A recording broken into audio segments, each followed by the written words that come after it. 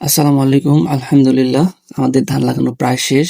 গতকাল একজন কাজের লোক কম থাকায় আমাদের ধান লাগানো আজকে শেষ হলো। আমাদের পাট জাগ দেওয়ার ভিডিওতে সেচ মেশিন রিপেয়ার করা ও ধান লাগানোর বিষয়ে আপনাদের সাথে শেয়ার করতে চেয়েছিলাম। তো আজকে সেই ভিডিও নিয়েই হাজির হলাম। যাই হোক, প্রথমেই আসি সেচ মেশিনের রিপেয়ার করার বিষয়ে। আলহামদুলিল্লাহ, আমরা ওই দিন সামান্য চেষ্টাতেই মেশিনটা ঠিক করতে পেরেছিলাম। মূলত হয়েছিল কি, আমাদের ডিপ টিউবওয়েলের লোকেশনটা তুলনামূলক একটু নিচু জায়গাতে।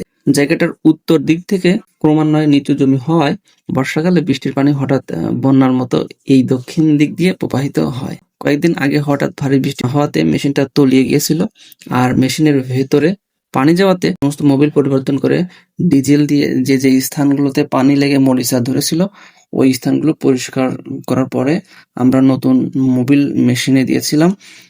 আর মেশিনের যে নজেল থাকে ওটা নতুন একটা পরিবর্তন করাতেই আলহামদুলিল্লাহ মেশিনটা স্টার্ট নিয়েছিল। তো গতকাল দুপুরে এবং সন্ধ্যায় পাওয়ার টিলার আর দুইজন শ্রমিকের সাথে আমরা কাজের চুক্তি করে ছিলাম, এবং আজকে ভোর 5:30 থেকে আমরা মেশিন স্টার্ট করে জমিতে চাষের জন্য পানি দেওয়া শুরু করি। এর মাঝে আরেকটা কথা আপনাদের সাথে শেয়ার করতে চাই।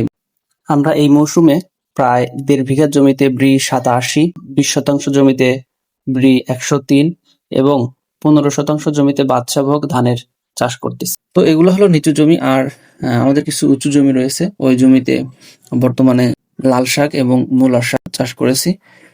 তো মূলার শাক এবং লাল শাক উঠে গেলে ওইখানে আমরা মাসকলাই বপন করব ইনশাআল্লাহ। আমাদের পাওয়ার টিলার জমিতে আসে প্রায় সকাল 8টার দিকে। এর আগে 7:30টার দিকেই আমাদের যে দুইজন লোকের সাথে কথা হয়েছিল তার মধ্যে একজন আসে, আর একজন কথা রাখেনি, উনি কাজে আসেননি। যাই হোক, আবার প্রথমে হচ্ছে যখন টিলারটা আসে তার আগেই জমির আইলের পাশে ঘাস হয়, সেই ঘাসগুলো কেটে পরিষ্কার করে পাত কোদাল দিয়ে জমির আলের পাশ থেকে মাটি কেটে কেটে সমান করে দিচ্ছিল আর কি।